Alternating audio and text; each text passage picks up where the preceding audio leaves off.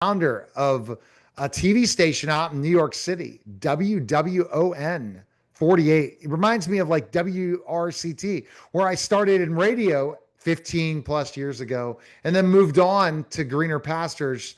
But Jonathan, thanks for stopping by. And what I love about what you're doing is you're creating old time television on streaming. I think it's huge because I think people miss it. They certainly do. And first of all, thank you for having me on your program. Yeah, I mean, it's funny because I grew up in New York City. I live in Brooklyn, New York, and I grew up watching WPIX, WLIG, and WWOR TV. And the way they formatted their station was they gave a lot of the old shows like The Honeymooners and Taxi. The list goes on and on. And we don't have that type of television station anymore. So it was around 2022 I had discovered that there are some places, third-party websites that you're able to create your own internet streaming television station, which is hard to do. I mean, doing internet radio, which I've done as well, that's easy. Television is not. So it was around 2022. I subscribed to a company, and then I decided to go on the air in May of 2023. And it took me months to try to figure out how I'm going to format this. We're going to have a full day of old shows that nobody knows about, and then nighttime, mostly old movies or independent movies as well, plus add some sports. And it was very successful out the gate. We had to take a break to switch to another company.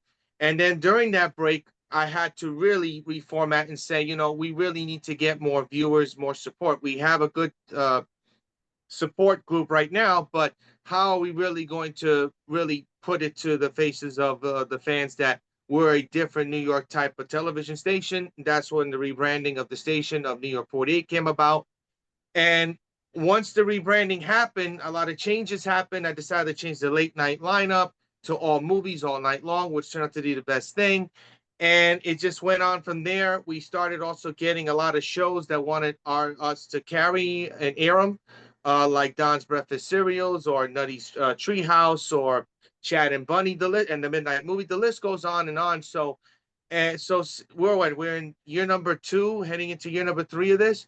The station has grown, the numbers have grown, the fan base has grown. I'm just so proud of what I've been able to build for New York 40, and I'm so happy that a lot of people have sent their feedback saying they love this type of station because they miss it where they're from.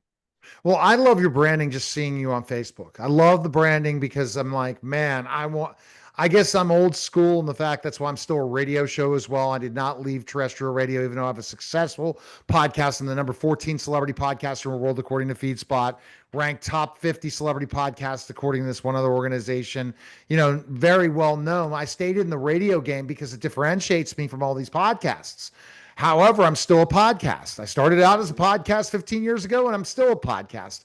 But meaning I was a radio show as well on internet radio. I'm really sad to see the days of Blog Talk Radio closing their doors last year. But I'm still a radio guy. But television, BP. I started on BP TV channel.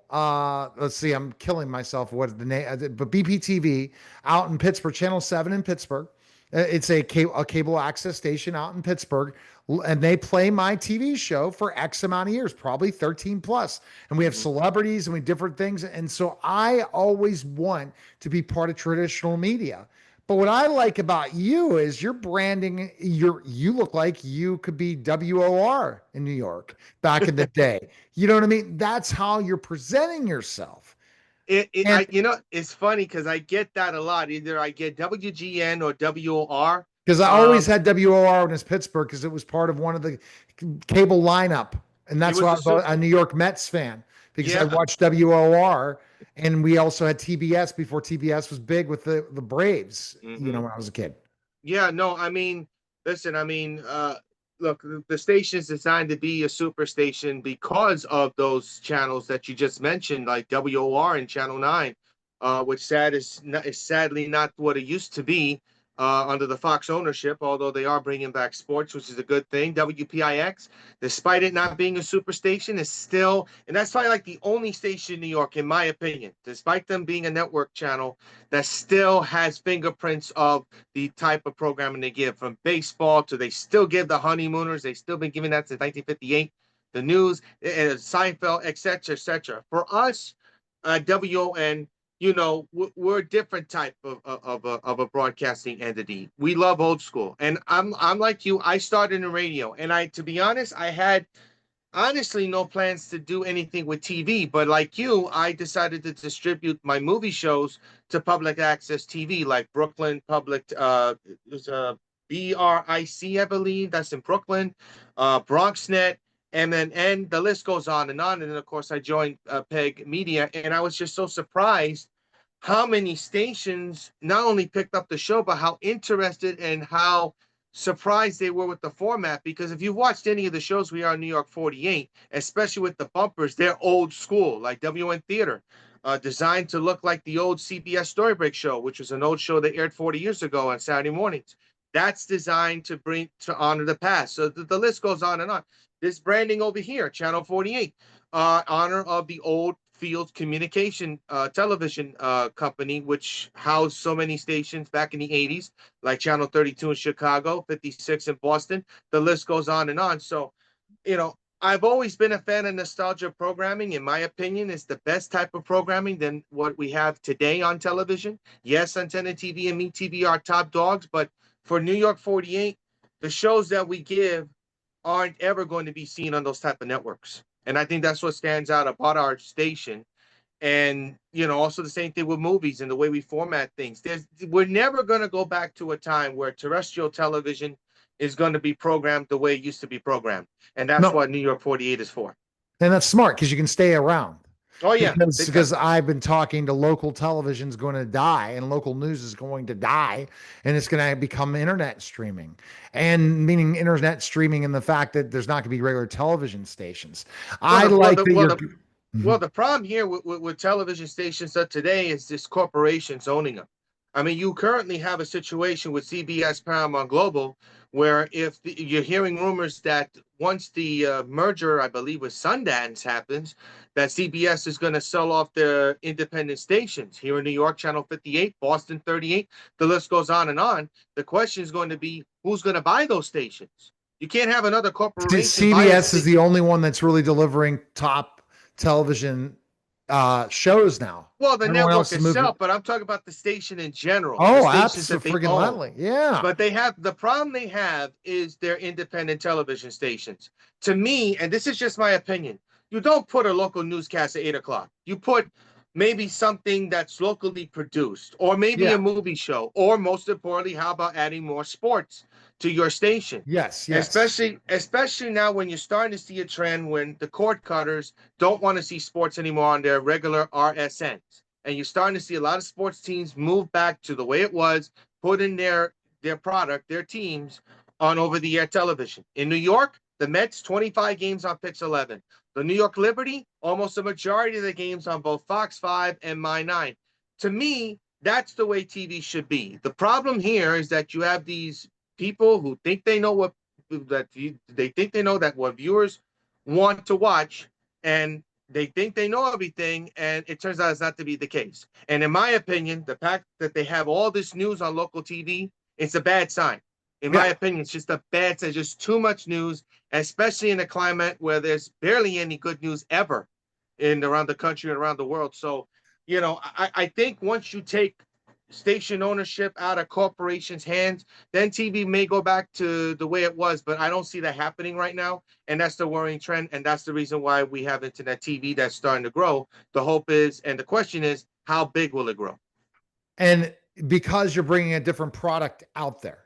That's the Yes. key thing, is you're bringing a different product out there, and you're talking about, really, you're not taking every show, you're taking mostly professionally done shows, and you're Mm-hmm. taking content so that they don't tune in and say, should this really be on television?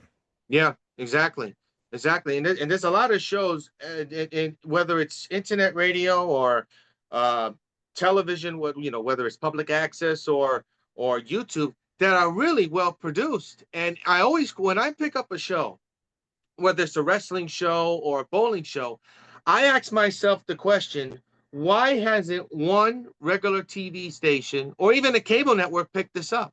I think the problem we have, and that is why reason why I think internet television streaming is opening up, is because there's so much great content. But the problem you have with regular TV people is the fact that it's content that doesn't fit into their, I would say, vision. They don't see it as a moneymaker. But in this case, when it comes to internet television, I don't think they look at it as for dollars. I think they just look at it for how many people are going to watch this? How are they going to find this? We want viewers to say, oh, I never seen this before. This is a great station to watch this. Let me turn this on to watch this every week and stuff. You don't get that with regular TV anymore. And with us here in New York 48, and, I get comments whenever I can about how much they enjoy watching a lot of the stuff we air, especially on Saturdays with the wrestling and the bowling and everything else, because they say, oh, this brings me back to the old days of when ABC Sports and all these other channels brought all these programs to TV, which they don't do anymore. So when you get comments like that, you're doing something right and you're on the right platform to do it.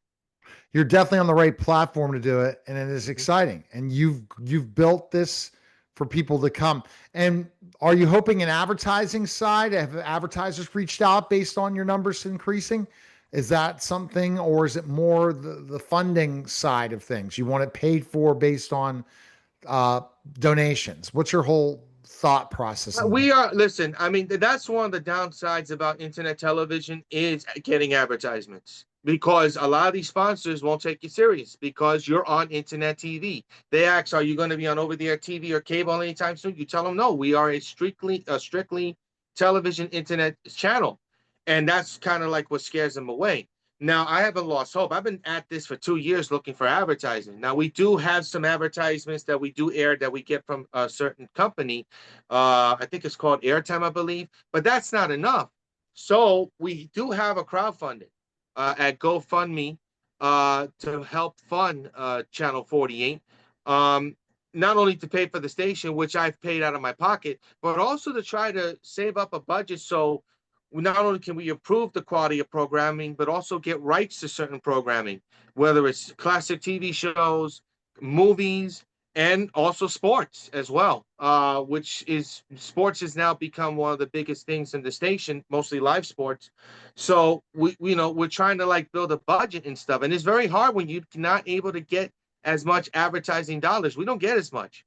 And that's the most frustrating part about it. So the other way to do it is obviously crowdfunding and stuff. So we're hoping to attract both. But listen, the station is over 2 years old. We know there's some growing pains in this, but I'm confident we will get to where we need to get to, hopefully within the next 2 years. So, what independent shows, if it's not sports and it's not playing old time TV, do you have on the network? We have the Andy Do Show, which is a comedy sketch show that's 15 minutes. We air it late nights. We also have a show based out in Long Island called Super Mega Trivia Slam. We also have Late Night Boomin', which is based out of South Dakota. We have the Chad and Bunny Show that's based out of Ohio. And the other shows we have a lot of wrestling. Like I told you about the kids shows. What pro wrestling shows do you have on? Oh boy, we have a ton. We have a ton. We have, let me see, we have UPW Uprising. I have the list in front of me. Ring Wars Carolina, American Pro Wrestling, Flow Wrestling, World League Wrestling Showdown, Coliseum Pro Wrestling Primetime, and we're working on picking up another wrestling show as we speak that we hope to put out there on New York 48 and the syndication network later on in the fall. So we have a lot of wrestling. We also cover IPW once in a blue moon as well in prime time whenever we can. So interesting. Pro wrestling fans that you want to get on his network, contact him. I'm a former professional wrestler. I don't know if you know that, Jonathan. Oh, you are. Rock wore my knee pads back in '97. Wrestled Jerry the King Lawler in the Mid South Coliseum. Wrestled in the Dallas Sportatorium against Terry Bam Bam Gordy. Wrestled the Bushwhackers, King Kong Bundy. Retired young. Was looking to make a comeback and made a decision. No, I think I like the mic better, and it's my time. And I think that the business is it hit its peak, and it's going to be interesting to see. But I think these independent shows need a platform people will Yeah, like and watch, and to get eyeballs and be prepared for that type of television because that network and that show's on a television network. A lot that's preparing those guys for the next level in pro big wrestling. time. And I don't think people also realize how much work it goes. I mean, there's one thing to broadcast the matches, but it's the production side as well. That's the hardest thing to put together. I was lucky enough for a couple of years to produce some broadcasters for EPW Oklahoma, which unfortunately is no longer around anymore. It's tough. It's tough to put these matches together, because you got to try to find what's the best angles, the music, the graphics, everything else. They put a lot of work into this. I credit any independent wrestling company when it comes to broadcasting these matches because I give them credit because it's not easy. It's not easy at It's all. It's a lot of work. It's a lot of hours, but God bless them. They do a good job with the production of the episodes. Yeah, and my that's so I as I learned in my life, it's like, you know what? Pro wrestling is crazy and it's a different business. They got rid of the big giants in pro wrestling. We got to Mm. bring back giants. I'm a legitimate 6'10 former 7-footer in the ring. And I just can't believe where the business is going. But I great mean, I mean, opportunity. I Great mean, opportunity. Go ahead. I'm not the biggest wrestling fan in the world either. I mean, I grew up watching WWE WWF superstars on Fox 5 on Sunday mornings before Fox Sports was born. That's how old I am. And I was so intrigued with the wrestlers of then, the energetic stuff. And I'm not gonna discredit the WWE Attitude Era too. That's all you ever hear about, saying, "Oh, that was the best time" and stuff. I think what Triple H has tried to do in this era is try to bring the new audience back, and it's probably going to tick off some of the old school wrestling audience as well. But I think, honestly, I think it all depends on the era, the generations of what if you're going to like the He's way trying to wrestling please goes. everyone, Triple H, and that could Yeah, come back to backfire him if somebody else looks to take him down at one well, I point. mean, the problem here, I mean, everybody's still trying to get away from the shadows of Vince McMahon, which I think is more harder to do And I don't think than he's going anything. anywhere, especially with I think there's something more coming. I don't think this I is over yet. Look, I mean, you keep hearing about the fact he wants to get involved with the TKO and things like that. I think the fact that Rock is involved with TKO is a big mistake. I don't think people realize that he is close with Vince McMahon, and et cetera, et cetera. I don't know where it's gonna go. Here's my opinion: if TKO is stupid enough to let Vince McMahon come back, then you're going to have a huge problem on your hand. You're going to see people shifting to AEW, which is also in trouble too. Yeah. It's a tricky sport. It Economy always has does been. never does pro wrestling never does good in a down economy. That's where I don't we're gonna see where pro wrestling goes. I'll If tell you AEW what. I'll tell you one of the biggest mistakes, and that's putting the Raw show on Netflix. I oh, have been that was saying this for dumb. like I And have been. Netflix is shooting themselves in the foot as a product programming and everything. The I mean, product they look, put out, yeah. if you check Google search, and I didn't think I'd bring this up, and I guess Jonathan, you got me going. According to Google, one of the top trends now is unsubscribing. The Because number nobody the number look. of people that Yeah. how do I unsubscribe is one of the biggest Google searches now. Because again, Because all nobody, streaming networks are providing 3 or 4 good shows, and that's it. but also That's nobody new. wants to, because nobody wants to pay as well. That's another thing as well. The economy of streaming is going up every year. All these streaming companies are raising their prices, whether it's Netflix, whether it's Disney Plus, whether it's Prime Video. And you mentioned something about unsubscribe. I have Prime Video, but I've unsubscribed to Prime Video a couple of times because I'm mad with the fact I have to pay to watch 20 damn Yankee games, which those games should be on over the air television. I've been moaning and groaning about that. This WWE angle with being on Netflix, I don't think it's a good idea. I was always dead set against it because I'm like saying, are people really going to put more money in the pockets to not only pay for something, but also watch a product that may go stale very, very quickly. You know, um, Yeah, and, it's crazy. and people are they're unsubscribing because they're not happy with a lot of the content, and especially now where live content is a must, a lot of live content is not very good anymore. It doesn't have an imagination, and I think that's the problem that all live content, whether it's streaming, whether it has to do with wrestling, anything, is going to have a problem for a long period of time unless somebody finally gets on the ball and fix it. All right, Jonathan, best place people can check you out. Where can they go to donate for the crowdfunding and find out more about WWON? Well, for crowdfunding, they could go to gofundme.com. They could type in New York 48 WWON. They'll be able to find our page and they could make a donation. For information on our station, go to wnnewyork.net/WWON TV. You can watch our channel there. If you have Roku, download the Stream on a Budget app on Roku. Click on Feature Channels. You'll find our logo, this one. Click it, and you'll be able to watch the best entertainment 24/7, from movies, shows to sports. And I guarantee you, you will not regret it. You will have great hours of entertainment to the point where you probably won't be able to sleep at night, and that's a good thing because we give a lot of great movies at night. So I certainly hope people tune in, and I also certainly hope people help and support with their contributions. It'd be greatly appreciated. Thanks, Jonathan. Appreciate it, sir. Thank you, Neil. All right, Take you're care. listening and watching the Neil Haley Show, and we'll be back in just a moment.